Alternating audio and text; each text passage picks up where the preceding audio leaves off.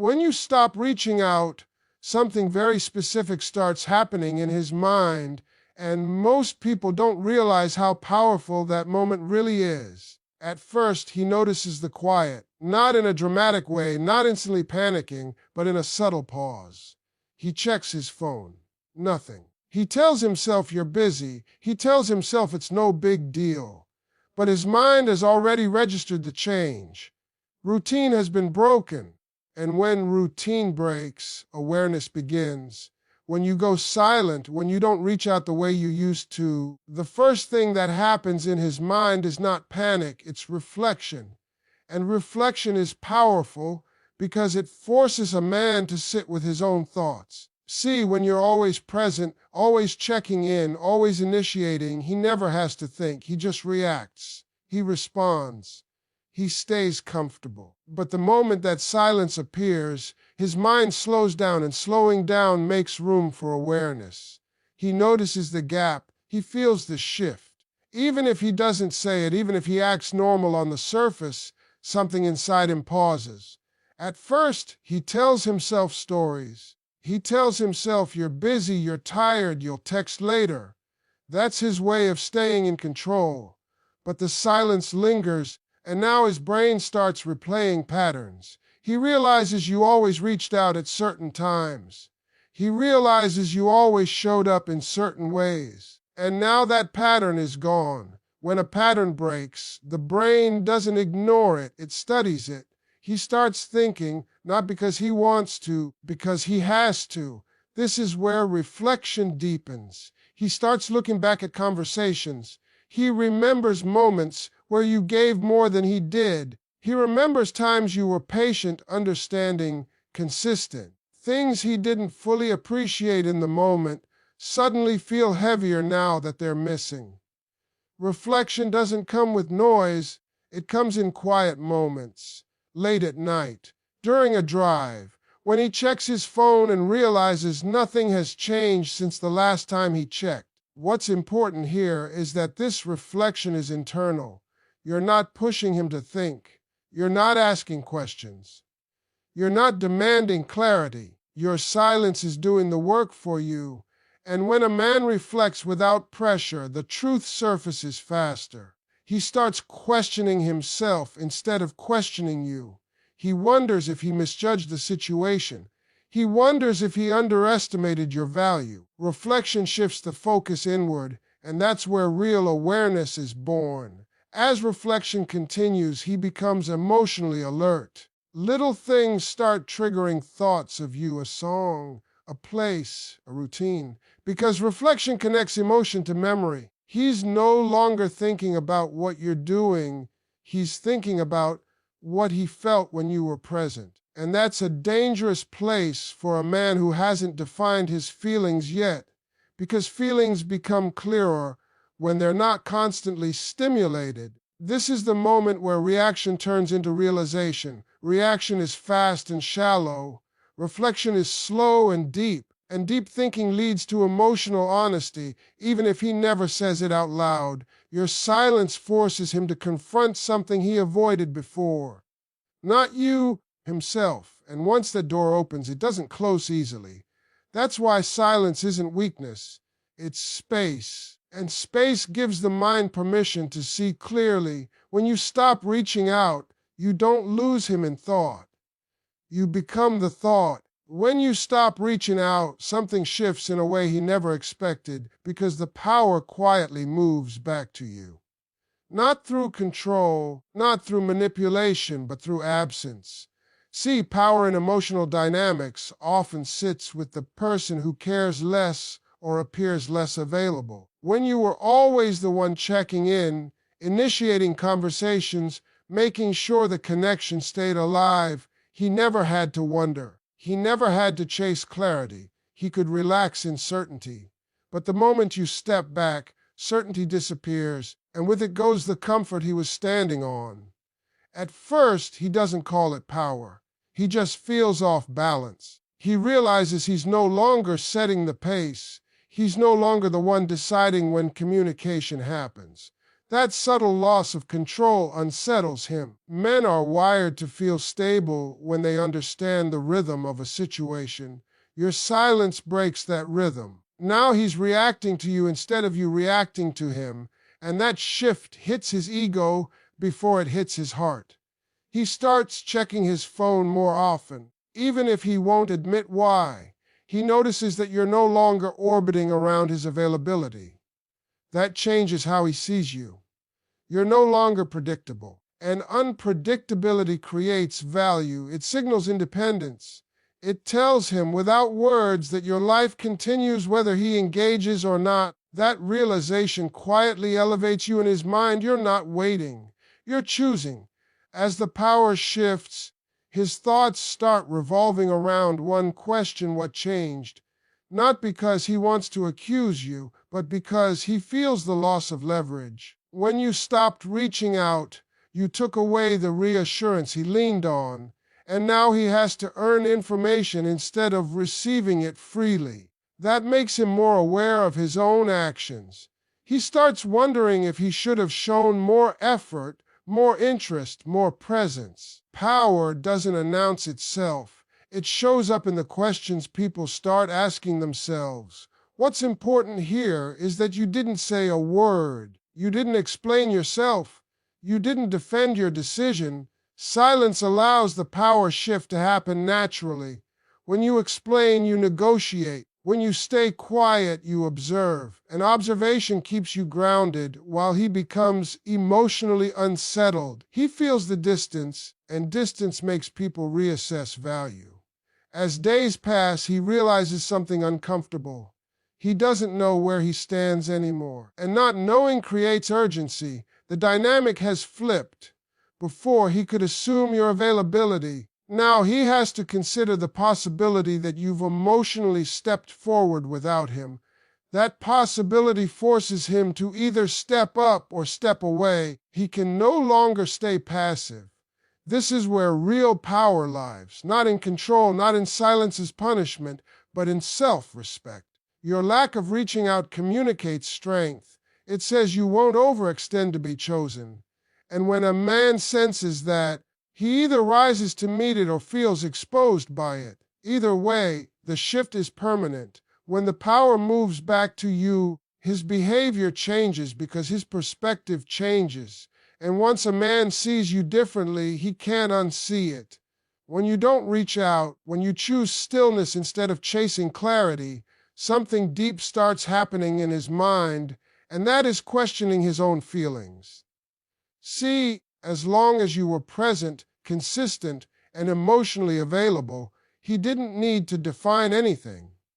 He could enjoy the connection without labeling it. He could feel without responsibility. But the moment you pull back, the emotional fog lifts, and his mind is forced to ask questions he avoided answering before. At first, he doesn't question love. He questions discomfort. He asks himself why this silence feels heavier than it should, why your absence is louder than other people's presence.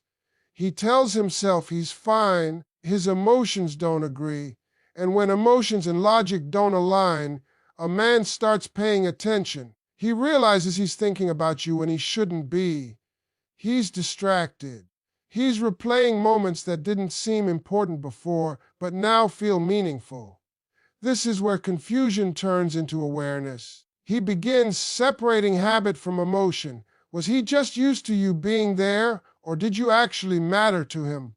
That question lingers, because if it were just habit, the silence wouldn't bother him this much. Habit fades quietly.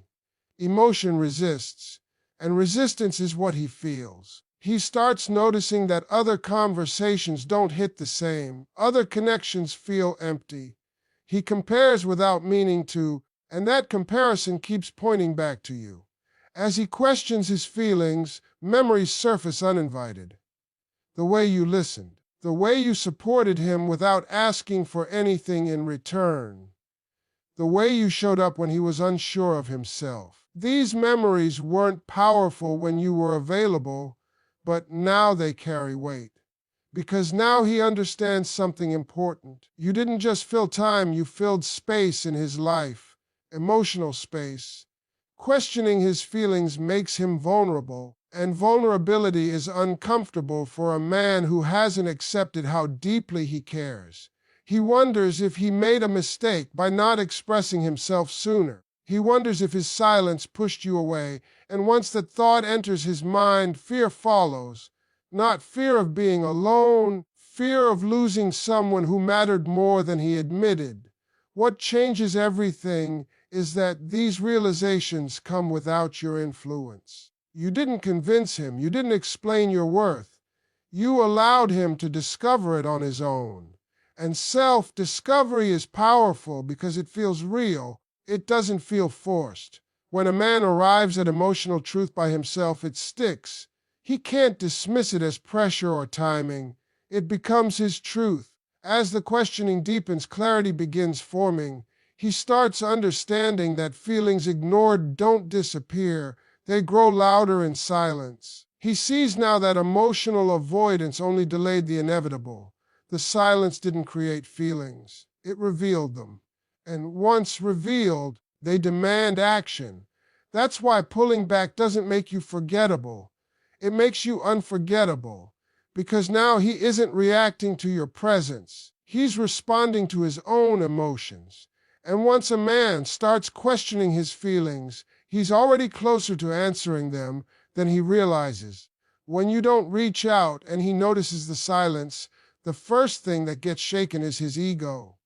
At the beginning, his ego tells him everything is fine. It tells him he's in control, that you'll come back around, that this pause doesn't mean anything. Ego protects comfort, and comfort hates change. So he leans on pride to avoid feeling anything deeper. He convinces himself that if you really cared, you'd be the one to break the silence. That belief keeps him steady for a moment, but only for a moment. As time passes, ego starts losing its grip. Pride works best when there's proof, and silence offers none. He can't see what you're thinking. He can't measure where he stands. And when a man can't measure his position, ego slowly turns into curiosity. He starts wondering what you're doing, not in a controlling way, but in a questioning way. He asks himself why you're so calm, why you didn't chase, why you didn't explain. Curiosity creeps in because ego no longer has answers. That curiosity becomes personal. He starts paying attention to small details he ignored before. Your last message, your tone, your timing. He looks for signs he may have missed. Ego told him he was secure, but curiosity tells him something changed. And curiosity is dangerous because it opens the door to concern. Once a man becomes curious, he starts imagining possibilities. And imagination can't be controlled the way facts can. Concern enters quietly. He doesn't panic, but he feels unsettled. The idea that you might be emotionally moving forward without him sits in his chest. He wonders if you finally reached a limit. He wonders if he underestimated your patience. Concern doesn't shout, it lingers. It follows him into quiet moments. It shows up when he's alone. And the more he thinks, the more his ego softens. This is where emotional awareness starts forming. Ego kept him focused on himself. Concern shifts his focus to you. He begins considering how his actions may have affected you. He replays moments where he could have shown more effort. He remembers times you waited for him to lead and he didn't. Concern forces accountability, even if he never admits it out loud. What's powerful is that you didn't demand this shift. You didn't confront him. You didn't ask for reassurance. Your silence allowed his ego to run out of excuses on its own, and once ego is quiet, honesty gets space. He starts realizing that your presence wasn't guaranteed. It was a choice you were making. And now that choice feels uncertain. As curiosity deepens, concern becomes emotional. He doesn't just wonder where you are, he wonders if he still matters to you. That's a turning point, because when a man starts questioning his importance in your life, he's already emotionally invested. Ego would never allow that question. Only care does. This internal shift changes how he sees you. You're no longer someone who waits.